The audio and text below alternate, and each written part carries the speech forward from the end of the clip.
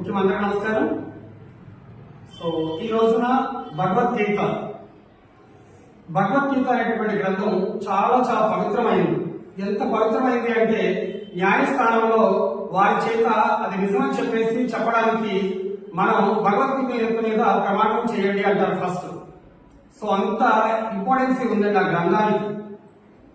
So ఆ గ్రంథం యొక్క ఇంపార్టెన్స్ మన పిల్లలకు కూడా తెలియజేయాలని చెప్పేసి భగవద్గీత ఫౌండేషన్ అని చెప్పేసి ఒక స్వచ్ఛంద సంస్థ వారు అన్ని స్కూళ్లలో కూడా ఈ భగవద్గీతకు సంబంధించినటువంటి కాంపిటీషన్స్ అవి కండక్ట్ చేస్తున్నారు. సో దానిలో భాగంగానే మన ఎంకే ఇంగ్లీష్ మీడియం స్కూల్లో కూడా తొందరలో కండక్ట్ చేయబోతున్నారు.